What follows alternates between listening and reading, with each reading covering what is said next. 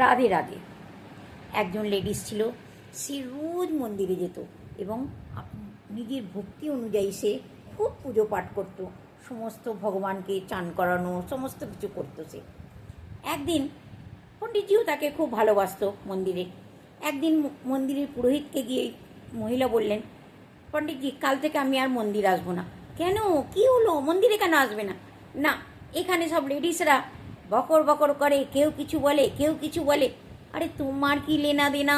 তুমি তোমার পুজো করো না, তুমি তোমার ভক্তিতে তুমি তোমার মতন তুমি পুজো করো। তোমার কি দরকার ওদের কথাতে কান দেবার?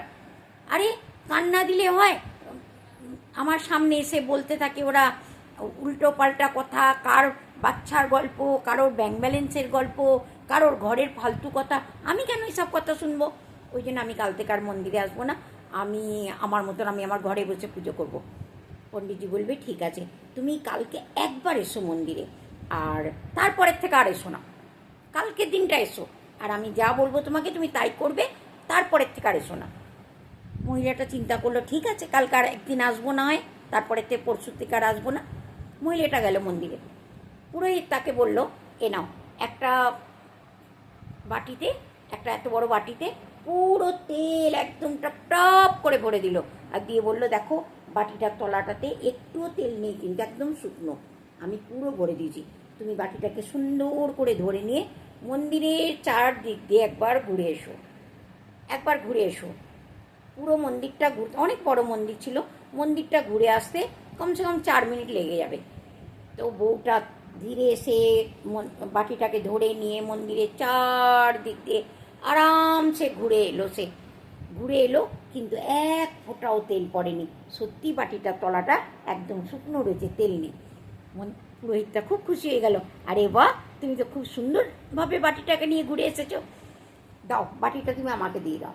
পুরোহিত বাটিটাকে নিয়ে নিল, নিয়ে বলল, এবার বলো, আজকে কোন লেডিস কি বলছিল মন্দিরে, কে কি বলছিল, কে কার বাচ্চার গল্প করছিল, কে ব্যাংক ব্যালেন্সের গল্প করছিল, বলো তুমি আজকে আমাকে শোনাও, কোন লেডিসটা কি বলেছে। আজকে আমি কিচ্ছু শুনিনি, আমার মন ছিল এই তেলটার দিকে, আমি তো আজকে কারোর কথা শুনিনি। পুরোহিতটা তখন বলল, দেখলে, তোমার মন থাকে না পুজোতে, তোমার মনটা এদিক ওদিক চলে যায়, তুমি সবার কথাতে তোমার কান চলে যায়, সেই জন্য তুমি সবার কথাটা শোনো। তুমি যদি নিজের মনে নিজের ভক্তিতে তুমি পুজো করো, তাহলে তোমার কানে কারোর কথা যাবে না।